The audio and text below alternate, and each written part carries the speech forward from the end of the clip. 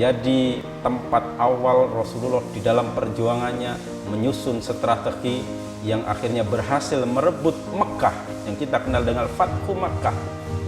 Kata Rasul, man bana masjidan yabtahi bihi wajhallah banallahu lahu baitan fil jannah. Hadis sahih riwayat Bukhari. Barang siapa yang membangun masjid, membangunnya itu benar-benar yabtahi bihi wajhallah, karena Allah, bukan karena yang lain, maka banallahu lahu baitan fil jannah. Allah akan bangun buat orang yang bangun masjid itu satu rumah emas di dalam surga. Bangun masjid. Bicara bangunan masjid, kita luar biasa bangga. Masjid mana di negeri ini yang tidak mewah, yang tidak megah? Luar biasa. Begitu dibangun masjid, rame-rame orang untuk bahu-membahu bagaimana masjid itu selesai, bagaimana masjid itu menjadi megah. Kita buktikan ketika keluar kota, kemanapun kita pergi, banyak kita bisa mampir di jalanan masjid-masjid yang luar biasa megah. Pertanyaannya sekarang, setelah masjid itu dibangun, sudahkah masjid itu difungsikan sebagai masjid yang dibangun oleh Rasulullah? Tempat untuk berkumpul, musyawarah, menyusun strategi untuk bagaimana Islam bisa maju ke depan.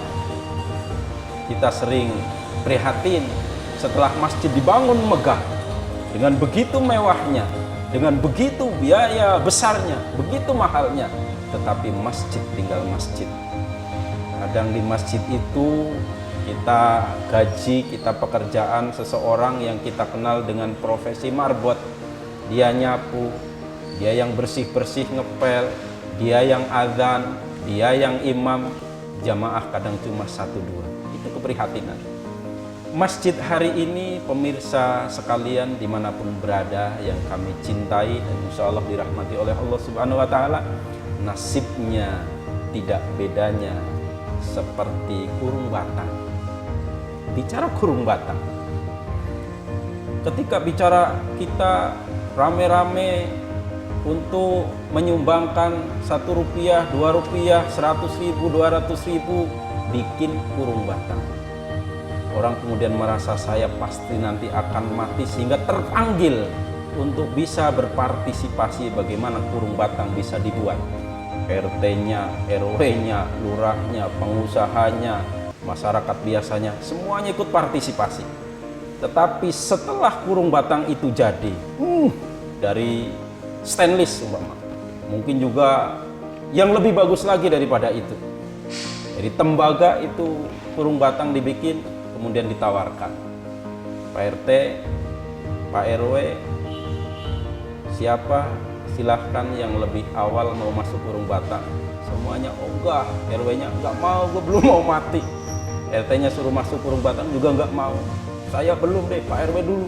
Kata Pak RW, udah biar lurahnya dulu. Kata lurahnya, biar itu aja pengusahanya dulu.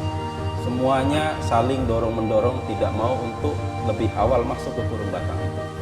Nasib masjid sekarang tidak beda dengan kurung batang. Masjid dibangun megah, dibangun mewah, tetapi bagaimana mengisi kegiatan di masjid, memakmurkan masjid, susah sekarang.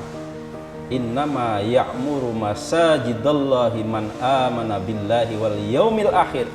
Sesungguhnya yang mau memakmurkan masjid tidak lain hanyalah mereka orang-orang yang beriman. Beriman kepada adanya Allah dan beriman adanya hari akhir, ila akhiril ayat. Susah barangkali kita sekarang menemukan orang yang beriman dengan sungguh dan sebenar-benarnya beriman, sehingga masjid sering seperti kurung batang, masjid seperti kuburan, sepi. Masjidnya megah, kegiatannya nggak ada.